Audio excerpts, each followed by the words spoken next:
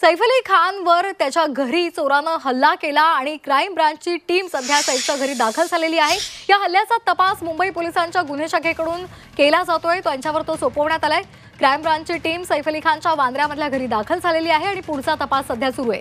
काही CCTV footage सुद्धा तपासले जात आहेत। इमारतीमधले तसंच त्याच्या घरामधले सीसीटीव्ही फुटेज आता पोलिसांकडून तपासले जात आहेत। तसंच त्या संपूर्ण रस्त्यावर जे सीसीटीव्ही फुटेज आहेत त्याचा सुद्धा तपास पोलिसांकडून केला जातोय।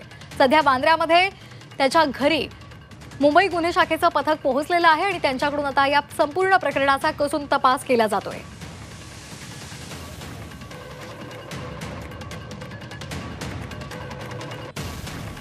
तर पुन्हा एकदा आपण जाणार आहोत आमच्या प्रतिनिधी मनश्री पाठक यांच्याकडे। मनश्री, क्राईम ब्रांचचं पथक हे त्याच्या घरी पोहोचलेलं आहे, तपास सुरू आहे, काय या संदर्भातली आणखी माहिती आपल्यापर्यंत पोहोचली आहे? सध्या मी सैफ अली खान यांच्या घराच्या बाहेर आहे आणि सध्या आपण बघतोय की सत्यम सरन नावाची ही इमारत आहे आणि या इमारतीत आता मुंबई गुन्हे शाखेचं पथक पोहोचलेलं आहे आणि तपास सुरू आहे। सैफ अली खान यांच्यावर हल्ला करणारी व्यक्ती ही रात्रभर त्यांच्या घरात दबा धरून बसलेली होती, अशी एक नवीन माहिती आता समोर येते।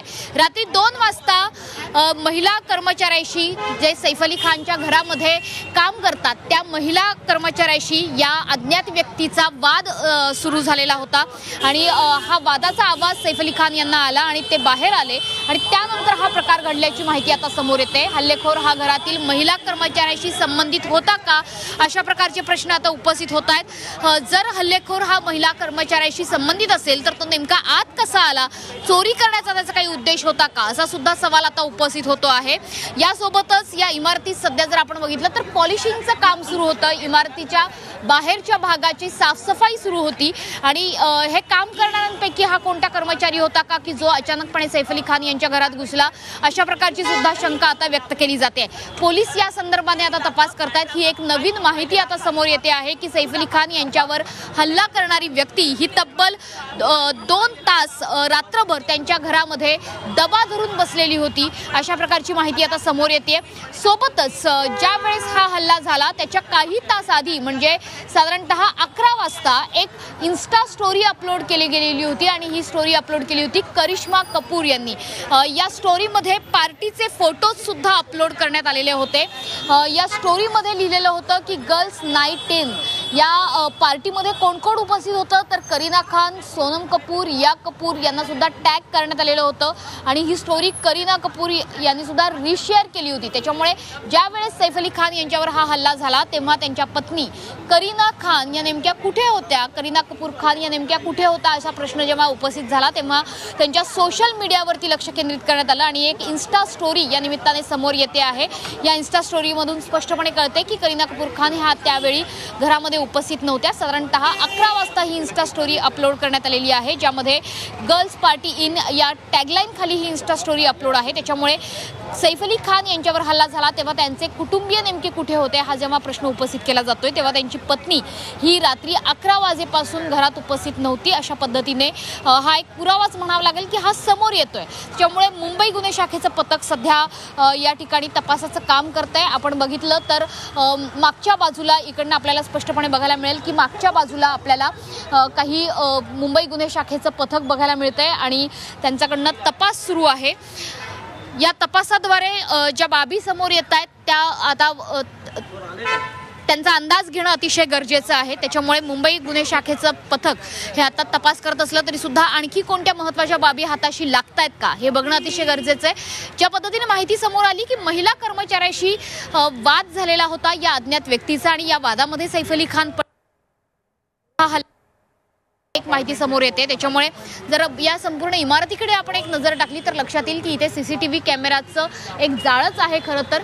याशिवाय पॉलिशिंगचं काम सुद्धा म्हणजे साफसफाईचं काम हे सुद्धा सुरू होतं। मात्र हे साफसफाईचं काम सुरू असताना हे साफसफाई करणाऱ्या कर्मचाऱ्यांपैकीच कोणी सैफ अली खानच्या घरात शिरलं का, असा प्रश्न या निमित्ताने समोर येतो। या संपूर्ण परिसराकडे एक नजर आपण टाकली तर उच्चगृह परिसर आहे, सगळ्याच्या बिल्डिंग्स आहेत, आजूबाजूची जी घरं आहेत ती हायराईज आहेत आणि ह्या उच्चभ्रू वस्तीमध्ये अशा प्रकारचा एखादा चोर, एखादा अज्ञात व्यक्ती शिरतो काय आणि इतक्या बड्या अभिनेत्यावर थेटपणे चाकू हल्ला करतो काय, त्याच्यामुळे एकंदरीतच आश्चर्यकारक अशी ही परिस्थिती. सध्या सैफ अली खान यांच्यावर लीलावती रुग्णालयात उपचार सुरू आहेत. त्यांच्या मणक्याजवळ खोलवर जखम झालेली आहेत. एकूण 6 वार करण्यात आले. 6 वारांपैकी 2 वार हे खोलवर लागलेले आहेत आणि त्याच्यापैकी 1 वार हा अतिशय मणक्यात जवळ लागलाय. त्याच्यामुळे गंभीर स्वरूपाची ही जखम म्हटली जाऊ शकते. याच मणक्याजवळ लागलेल्या वारात जो खोल गेलेला आहे त्या संदर्भात आता उपचार सुरू आहे. त्याच्यावर तातडीने ऑपरेशन केलं गेलं. न्यूरोसर्जनला त्याच्यासाठी पाचारण करण्यात आलं. सध्या सैफ अली खान यांच्या घरामध्ये कोण उपस्थित आहेत याची माहिती समोर आलेली नाहीये. सोबतच जे मुंबई गुन्हे शाखेचं पथक आहे ते नेमकं आत काय तपास करतंय याची सुद्धा माहिती गुलदस्त्यात आहे. मात्र एक नक्की आहे की जो उच्चभ्रू परिसर बांद्र्यात आहे या ठिकाणी अशा प्रकारे एखादा चोर येणं, अज्ञात व्यक्ती येणं आणि त्याने थेटपणे एखाद्या बड्या अभिनेत्याच्या घरात जाऊन त्या बड्या अभिनेत्यावर थेटपणे चाकू हल्ला करणं, थेट 6 वार करणं हे निश्चितपणे आता आश्चर्यकारक मानलं जात आहे. अगदी मनुष्य एक अचंबित करणारी गोष्ट आहे. म्हणजे आता आपण ही दृश्य सुद्धा पाहतोय आणि त्या दृश्यामध्ये आपल्याला दिसते सध्या पोलीस तपासाला वेग आलेला आहे. वांद्र्यामध्ये गुन्हे शाखेचं पथक सुद्धा त्यांच्या राहत्या घरी पोहोचलेलं आहे. पण महत्त्वाचा मुद्दा म्हणजे ही व्यक्ती 2 तास त्यांच्या घरी पोहोचलेली होती, दबा धरून बसलेली होती. त्या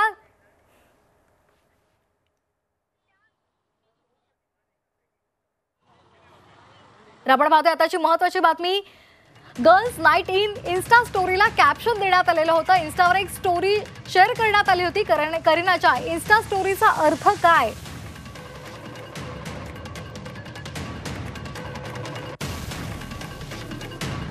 तर या संदर्भातला उल्लेख मगाशी सुद्धा मनश्री तू स्वतः केला होता की इन्स्टा स्टोरी अपडेट करण्यात आलेली होती.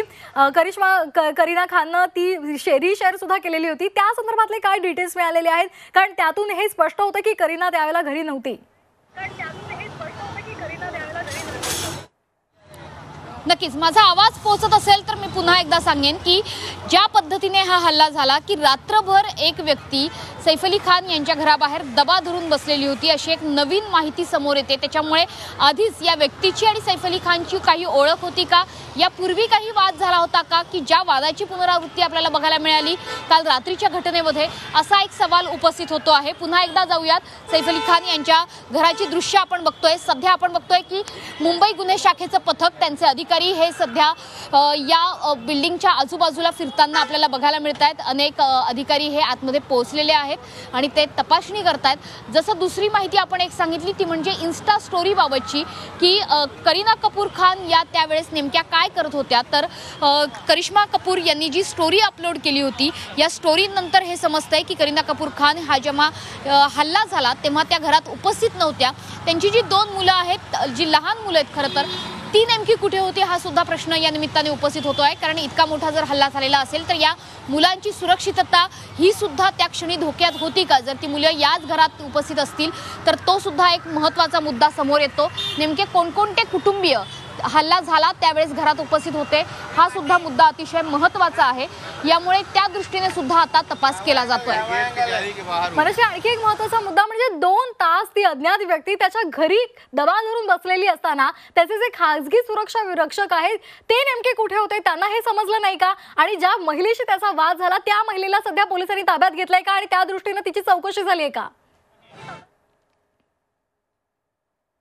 सध्या आपण दृश्य बघत असू तर थेट दृश्यांमध्ये आपल्याला बघायला मिळतंय की एक अधिकारी आपल्याला बघायला मिळतोय मुंबई गुन्हे शाखेचा की जे तपास करतायत. पोलीस सुद्धा आहेत इमारतीच्या बाहेर आणि ते तपास करतायत.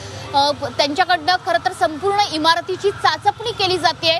संपूर्ण इमारतीचा अगदी बारीकन बारीक तपशील हा मुंबई गुन्हे शाखेकडून तपासला जातोय.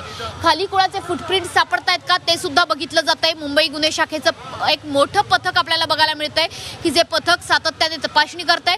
अर्थातच या महिलेला सुद्धा मुंबई पोलीस हे लवकरच ताब्यात घेतील आणि तिची सुद्धा चौकशी होईल. इतकंच नाही तर या बिल्डिंगचे जे वॉचमन आहेत, बिल्डिंगच्या आजूबाजूची सिक्युरिटी आहे, बिल्डिंगच्या आजूबाजूला रात्रीच्या वेळी उपस्थित असणारे जे कोणी टॅक्सी ड्रायव्हर्स असतील किंवा इतर कोणी असतील जे त्यावेळेस CCTV फुटेजमध्ये दिसतील त्या प्रत्येकाची चौकशी मुंबई गुन्हे शाखेकडून अर्थातच केली जाईल, कारण हा गंभीर अशी म्हणावी ही घटना.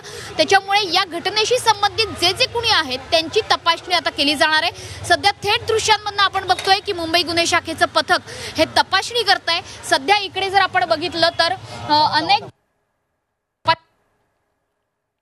आणि सध्या मुंबई गुन्हे शाखेच्या पथकासोबतच अनेक जण आहे.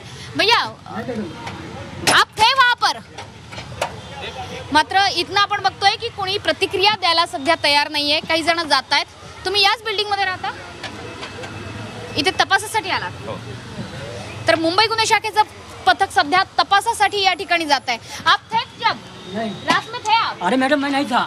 अरे आप नहीं थे? नहीं। ड्यूटी पे नहीं थे आप? नहीं। तो अरे कौन था मेरा ड्यूटी पे? दरवाजा बंद कर दे दो। ड्यूटी पे कौन था? तर आपण बघतोय की सध्या जो वॉचमन या ठिकाणी आहे तो कुठलाही प्रतिक्रिया द्यायला तो तयार नाहीये. मात्र तपास सुरू आहे सातत्याने अगदी आणि मुंबई गुन्हे शाखेचं अगदी पथक मनुष्य सिव्हिल आपण ड्रेसवरचे अशीच पोलीस वेळोवेळी आम्हाला माहिती पुरवत राहा. धन्यवाद तुर्तास आपण दिलेल्या माहितीसाठी.